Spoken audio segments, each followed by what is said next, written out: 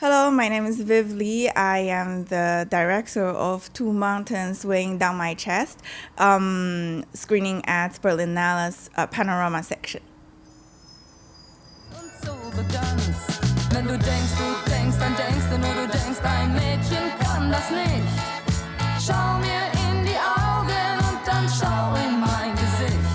Wenn du denkst, dann denkst du nur, du denkst, du hast ein leichtes Spiel. Doch ich weiß, was ich will, drum lach nur über mich, denn am Ende lache ich über dich. Ah, warte ab, Baby. Morgen bist du dran. Meinst du? Ja, morgen kommt die ganz große Revanche. Das werden wir sehen. Ja, und dann hast du nichts mehr zu lachen. Hello and welcome to the 40th Teddy Award. My name is Jan-Felix Wuttig and today I'm here with director Viv Li to talk about her film Two Mountains Weighing Down My Chest. Hey Viv. Hello. Thank you so much for being here and for taking the time. And thank you so much for the film. As I told you, it's an incredible movie. It's hilarious and profound and very insightful. Maybe you could tell me a little bit about how the idea for the film came to you. I think how the film started was how the filming process started as well. I was kind of stranded in Berlin after the pandemic, and then I started making friends and I was trying to find jobs. And then there's the friends that I made kind of open up a different world for me. Mm-hmm. And I got really curious and interested, but also a bit overwhelmed. And then I just thought that it would be interesting to document this truthful experience. Yeah. So in the beginning, it also, because we have this contrast between your life in Berlin mm-hmm. and then going back to Beijing, and also trips to the US, for example. Mm-hmm. So in the beginning, it was kind of more not intended as a contrast piece, but more sort of as an experience that was ongoing. Mm-hmm. Yeah. Yes, I think in the beginning I was just purely really interested in the queer community, and then I thought I was looking inside of myself as well, because there was some questions to my own identity. And the beginning, the film was more, I was talking to my friend that the film was, in the beginning was more about a room. Mm-hmm. And then I discovered, okay, there's other rooms as well. And then in the end, the film becomes a building. Yeah. So the room is how it started, is the queer community, is my queer friends. But then it expanded into a more general human experience about, I guess, coming of age and life. Mm-hmm. Yeah. True, yeah. It is a very, it is an experience of humanity watching the film, because you have so many different aspects, of course, like geographically mm-hmm. sort of divided, but also very, very common in some sense.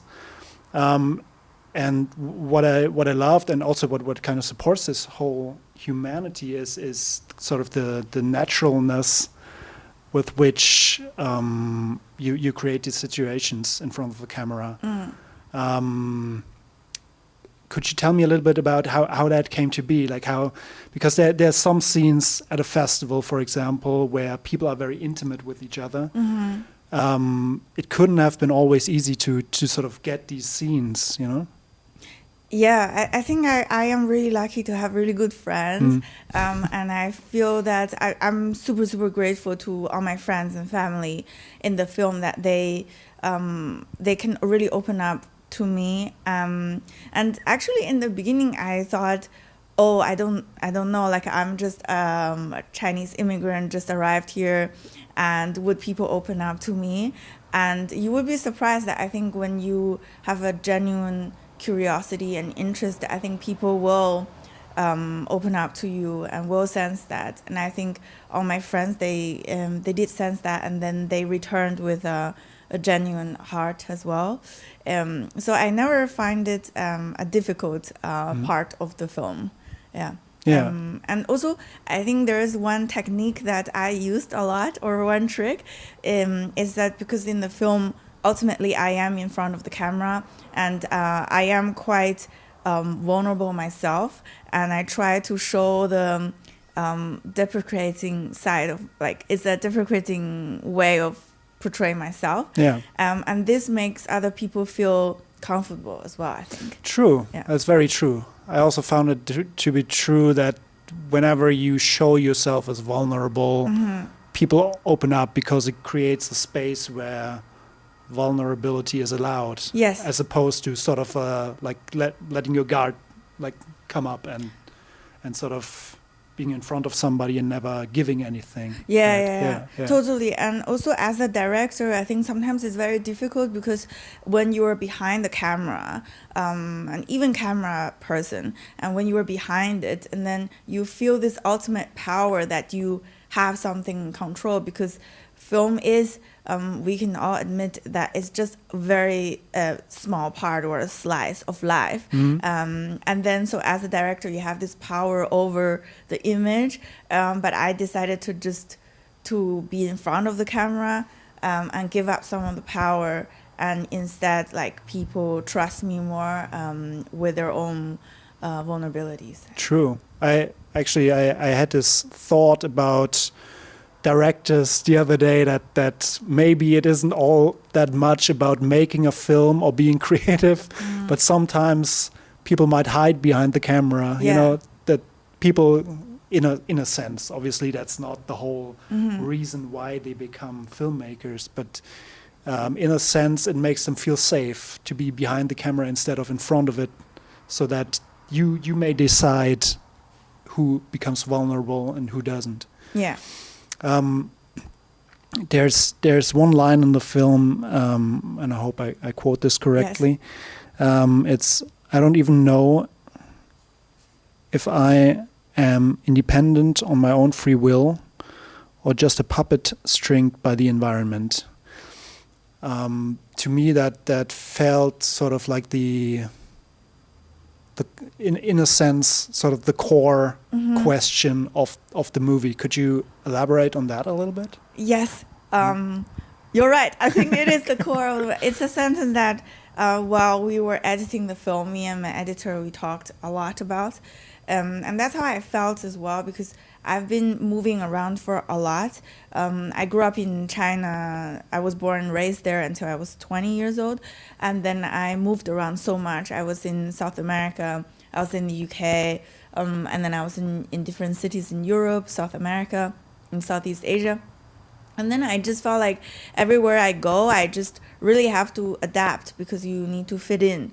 And you need to live there, and you need to show that you want to be part of the community there. And then unexpectedly, the things that you do to adapt just stayed in your memory and engraved in you as part of you. And then I started questioning, okay, so what is this self? Then your self is just a piece of all these things that influenced you and all these environments that you were once in. So that become a kind of anxiety as well. And that's why I turned to Buddhism a lot recently, because in Buddhism there is this sentence that says there is really no self. I never really understood this completely, but while making this film I felt like, oh yeah, because you really don't know which part is generally you or which part is given to you. That's something that we realized while watching the footage, while I was experiencing the film. But then in the end, I think the goal is to search for the self, but not to really have a self. But the search is the most important thing. Therefore, the film is the search. An unfinished search, I would assume, because it's such a big thing to be looking for yourself in a sense. But I do also remember sort of a thought, like when I was younger and I read a lot. And at some point I read so much that I thought to myself, like, maybe this personality that I have now is just all the books that I've read. You know? Maybe there's no true me. It's just taken from bits and pieces of all these books, and that was a scary thought. To think like, okay, who am I, other than bits and pieces of all this literature. Yeah. But that's when I found really interesting, because then I went back to more Eastern philosophy when I felt this anxiety, because in Western community or world, in Western world, I felt that individuals are very emphasized, and independent wills, it's something that you feel that you need to have, and it's very, how to say, encouraged. And in China or in Pan Asia, you feel that, okay, there is this community, and that there is this philosophy from Buddhism that, okay, no self, and Taoism, and then you felt a bit more at ease to know that, okay, maybe you're not an individual, and you are influenced by other things, and it's okay. Yeah. So that is basically also sort of the idea that you sort of, that there is no true self, but that you are sort of this knot of influences that you have experienced. Yeah. Oh, I know the word. It's championing this individualism, and true. And to be yourself. But there is yourself in the end. Yeah. Part of the film is also about the appreciation, or sometimes non-existent appreciation, of where you come from while you are in Berlin or while you are abroad. Could you talk about this a little bit? Because I find it very, very interesting, because that's also my experience, that especially in places like Berlin, that people are always interested, but to some degree they always expect people to adjust. Yeah, that's something that I realized as well. When I first went abroad, I felt super excited to kind of talk about my culture and about China, about where I'm coming from. And then I felt like over the years, the more and more, and I'm being repetitive about these things, but I was rarely, how to say, how Berlin is or how Europe is sometimes is more like a default knowledge of us, or how Western world is. And that's something that I felt more and more aware. I was more and more aware of. But then at the same time, when knowing all these things and living in Berlin, I felt like it's also a reflection of who I am and where I'm coming from. So I keep thinking about it as well. I'm not sure I'm answering your question, because I'm not sure I understood your question. It is. Yeah. But because in a sense, I mean that idea that you come someplace and people should accept you for who you are, right, and should also be appreciative of where you're coming from. Yeah. I think that might have been, it's always a problem, I think, for anybody going abroad, but also at the same time, when you kind of feel that you also belong to a place, it might sort of level it out a little bit. You know? Yeah. I know what you mean now. Yeah, coming to Berlin and trying to, I feel like I've been living abroad for so long. I feel like I lost a little bit of my where I'm coming from as well, while adjusting, and it scared me at one point, and then so I tried to chase back a part of me, but then you realize, okay, this is really not possible anymore, because the world is so intertwined together, and maybe in the future we will all know about each other, we will all have a piece of each other. So there's no need to fight so hard against it. Yeah. For some that might be a scary thought, but I personally find that's a very comforting thought. Oh, really? Okay. Like the sense that everybody, that at some point it's all going to be together, and nobody needs to hold on so firmly at their own sort of individualism and their own sort of national identities. Yeah. I think it's not only about cultural identity, it's also about all the other things. Like, I feel like I'm maybe I have ADHD, but I'm a quite fluid person. And sometimes I feel like this, sometimes I feel like that. And then now I'm also feeling okay to let go of all the definitions. Obviously, we have to work with definitions. I am Viv Li, and I grew up in China and all these things. But I also feel comfortable just to say that the next day I can feel different. Yeah. And then I think making this film, it was really helpful of that. Yeah. It's also like there's some scenes in there when you sit with a friend. I think it's in Central Park.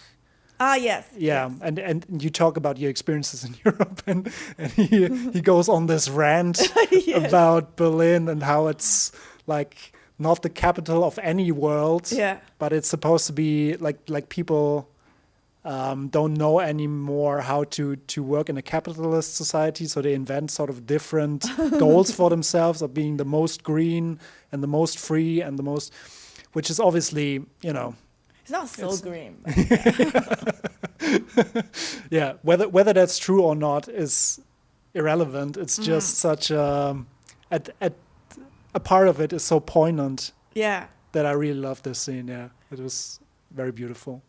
But I think when I was showing the film to some of the crew member, and I feel like German people or European people in general, when they're watching the film, they're also tolerant or they're able to reflect with that kind of scenes, and they're not feeling offended, and they're just seeing another perspective, and I really appreciate that. Yeah.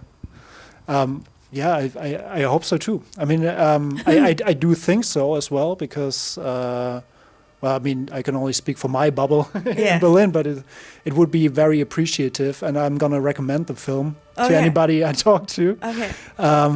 Do you think, or have you shown the film to your relatives in Beijing as well, or do you plan to?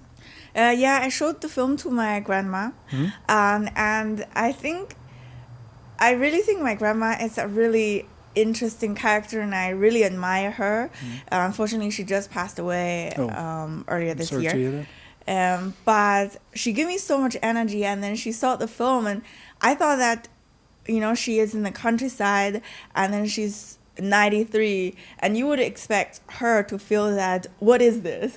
But she was so curious, and she asked me, why are they wearing things like that? And it gave me a good lesson, is that sometimes you have this expectation that, okay, maybe they wouldn't understand, but people will always surprise you how much they can relate, and how universal or how connected they can be. That taught me, my grandma taught me so much, and I was just really grateful to have the experience to film with her in the past 3 years. Scene with you and your grandma is also quite lovely. Yeah. Because I think you can feel, I mean, you might not agree with everything she says, but I think you can feel sort of her energy and her sort of willpower, but also her humor. You know, she laughs a lot, and she also, it kind of feels like she knows that some of her opinions are a bit strong maybe, but she is able to kind of see it from the outside. I think she's a very honest person. She's not afraid to express what she really thinks, but then at the same time she also knows her limitations. And she's not thinking that everybody else should have the same opinion, but this is my opinion, and she's not afraid to say it, also because she's a good person, and she's good from the heart, and she's not scared of being judged by her opinion, because she comes from a good place. So Now, you told me earlier that your premiere is going to be tonight. Yes. And the film is obviously going to be shown over the next couple of days at this year's Berlin Film Festival. Yes. Is there something you hope for the screenings of the film? I have been having this dream, but I really want this to happen.